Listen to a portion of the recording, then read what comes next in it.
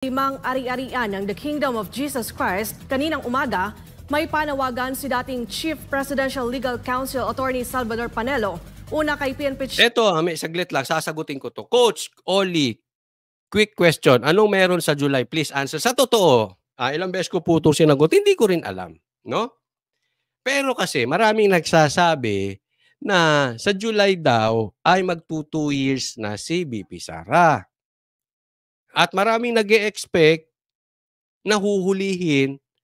Sabi din, even yung mga trililing, sinasabi papahuli ng July si PRRD. So nagtutugma yung sinasabi na magto 2 years na ang admin at ipapahuli si PRRD ng ICC, people are expecting, siguro naman pag hinuli na yung tatay ni BP Sara sa July, magsasalita na si BP Sara. And people are waiting for BP Sara na magsalita and then kayo na pong bahala. Hindi ko po alam yan, nababalitaan ko lang yan, just fill in the blanks. Ngayon, paano kung hindi hinuli si PRRD? Good, hindi hinuli si PRRD. Paano naman Coach Oli kung hinuli? Good pa rin. Bakit?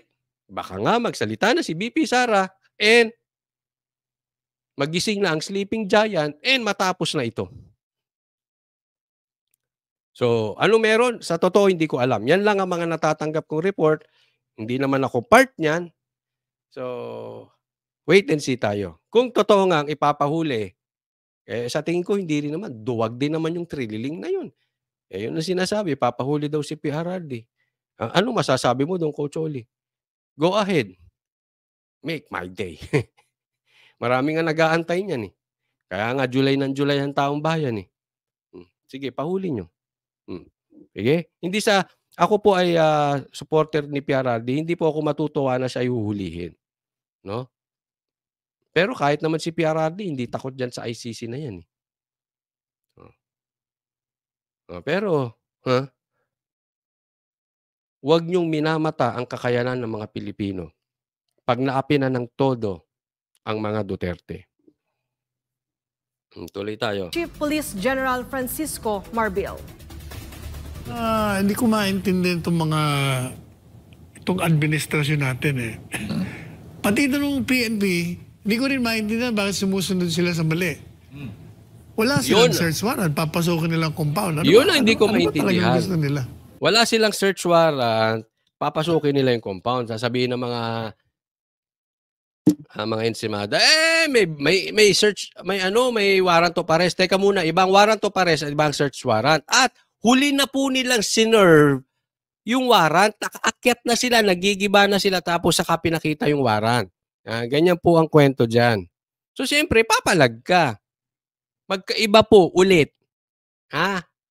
Pakitanong sa abogado nyo, magkaibang warrant of arrest at search warrant. Nahanap nila si Pastor doon, wala naman doon. Subukan kaya nila pumunta sa langit. Sigurado makakita nila yun doon. Kasi malaking problema yon. Mayroon kayong warrant, wala naman si Pastor doon. Ulitin ko yung sinabi ko kanina, hindi pwedeng nanghuhula ka. Dapat may at least man lang probable cause, naniniwala kayo na nandoon si Pastor Kibuloy. Hindi hulaan nyo, ay baka nasa Kingdom, ay baka nasa Samal, ay hindi, baka nasa nasa Prayer Mountain, ay hindi, baka nasa Glory Mountain. Ako po hindi nagpe-fake news, halatang-halatang nanghuhula kayo. Bakit? Sabay-sabay nyo, binakbakan yung mga lugar na yon. Hindi fake news yun, nasa balita lahat yun. O isipin ninyo, kung alam nyo asan si Pastor Kibuloy, lahat yun, papasukin nyo na sabay-sabay, hindi ba kayo nanghuhula?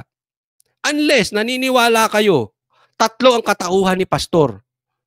Nasa Kingdom siya, nasa Glory Mountain siya, at nasa Prayer Mountain siya at the same time. Ewan ko na sa inyo. Diba? Maliwanag yun eh. Nanghuhula. Pero dapat ang PNP naman, I'm calling out the chief PNP. You know your law. Dahil yun ang trabaho ninyo eh. PNP chief, pinapanawagan ka ni Atty. Panelo. Alamin mo yung batas. Tahimik kayo. Hilig nyo magpa-press con, tas ngayon, tahimik kayo. Know your law. Oh, tama si Atty. Panelo dyan. Bakit hindi nyo pinapatupad ng tama? Kasi, yung ginagawa ninyo, makasisira yan kay Presidente Marcos Jr. Nako, Marcos, sinisira ka ng PNP. Oh. Ikaw naglagay dyan sa PNP chief eh. Diba? Hindi naman ako. Oh, sinisira kayo. Hindi rin ako nagsabi niyan, si Atty. Panelo. Inuulit ko lang. Kung sinisira ka, ano pang gagawin mo dyan? Nga. Ha? Nga. Alam mo na siguro. Batas kasi yung pag-serve ng warrant should be done properly. Ang oras niyan, yung reasonable time. Madaling araw, alas 4. Oo, grabe, alas 4. Parang, alam mo yung para silang susugod doon sa mga rebelde sa bundok. Alas 4, warrant of arrest sa isang tao na walang, saan ka nakakita ng ganun? Hindi po mga rebelde to, susugulin na. Hindi mga komunista ito ha. Ano ba naman? Pastor ito. Hindi bayolente. Wala pong bayolente sa KOJC. Yung iba nga gago pa eh. Sabihin, kita mo, ang dami ng supporters na nandoon sa kingdom. Tanga. Diyan po nakatira yung mga yan. Ano ba kayo? Sana bago kayo magbabanggit kung kanino man galing yan, kung sa pulis man yan o sa mga vlogger, bago kayo magbabanggit, nagre-research kayo. School po yan. Diyan din nakatira yung ibang workers. May kainan sa loob. May coffee shop. Kasi sinasabi nila, andun agad yung mga supporters, kita mo na, tinatago si pastor. Hindi po. Matagal na po dyan yan. Dyan sila nakatira. Di ba kayo nanonood ng vlog namin, blinag pa nga namin yung buong lugar na yan. Kaengot naman. Kapraningan yan. Hindi po totoo na biglang sumugo doon yung sa mga supporters. Andun talaga sila. Graduation pa nga, kawawa yung mga bata. Nag-graduate, wala yung mga magulang. Kasi ginagambala nyo, may school po dyan. Hello? Asan ang utak ninyo? Respeto sa reliyon. Respeto sa eskwela. Tabing airport yan. Hindi kayo taga Davao. Ginugulo nyo ang maayos na Davao. Isip. Esip. Kung meron.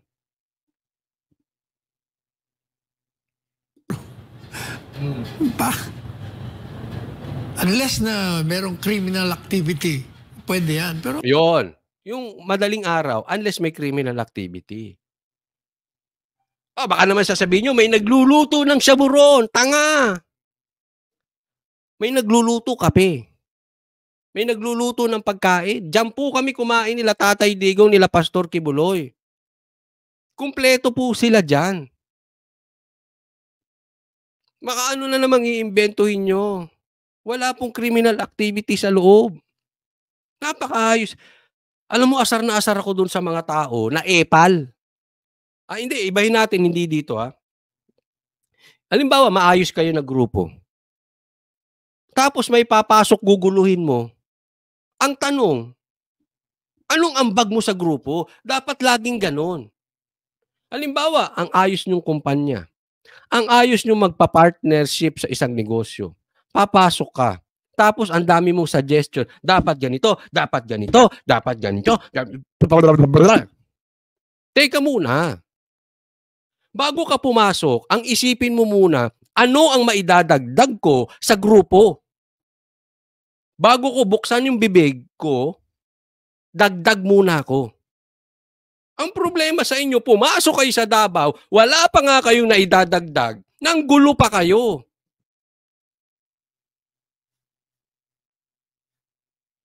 Payo yan. Sa lahat ng sasali, sa school, sa grupo, sa negosyo, sa lahat.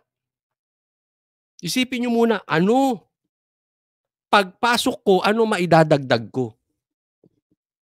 Hindi ka sanggol na lagi makikisama ang tao sa'yo. Ayos ng Davao. Nakakainggit nga ang Davao eh. Pero kahit inggit ako sa Davao, hindi ko sisirain. Inggit lang ako. Sana ganyan din ang city namin. Wala namang masama kung nangangarap ka na ganyan ang city mo eh. Wala doon. Ang masama yung destructive ka na inggit. Ay, gusto ko ganun. Sisiraan ko Davao. Hindi ganun, tanga. Pag may pinangarap ka, dapat, paano ko ba magagawa yung city namin ganito? Ikaw ang aangat. Hindi ibababa mo sila para magpantay kayo. Ganyan kasi karamihan eh. Sa industry, kahit sa vloggers, sa politiko, sa negosyo, ang una nilang ginagawa, hilain yung nasa taas pababa. Kaysa sila ang umakyat. Crab mentality natin Pilipino. Ayos na, sinisira ninyo. Panggulo kayo, wala kayong naidadagdag. Nagdarasal.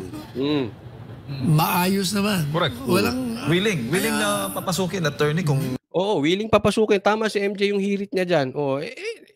May katunayan. Ilang beses na silang nakapasok dyan, maayos naman. Bakit yung tagalabas ng gulo? Hello? dumaan sa tamang Dati na nga nilang ginawa yan eh. Bakit binabago nila yung kanilang proseso?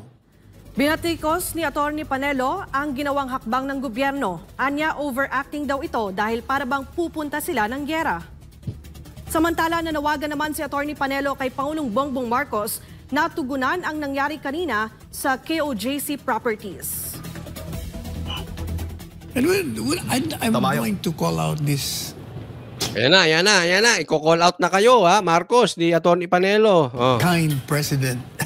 Will you allow this kind of abuses under your administration? Napakahirap ipagtanggol nyo, Mr. President.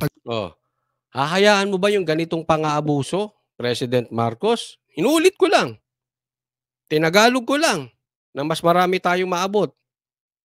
Yung sinasabi ni Atty. Panelo, hahayaan nyo ba yung ganitong pang-aabuso? Aba, pambihira. Naunahan pa tayo ng dating presidente na mag-issue ng statement. Tayo nga. Asan ang statement nyo sa kaguluhang nangyayari ngayon dyan sa Davao? Ha?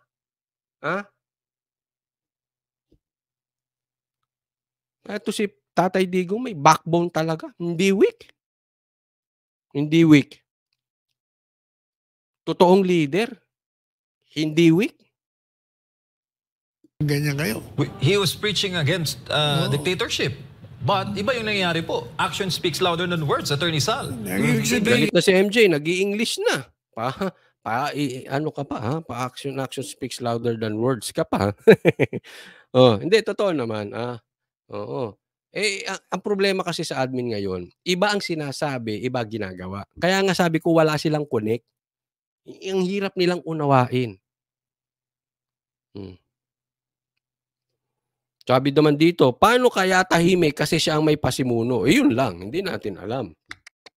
Sabi ni Pinoy News Files, yun lang. Isipin mo, tahimik lahat. Yung dating presidente pa ang nanindigan. No, asa na Yagbols?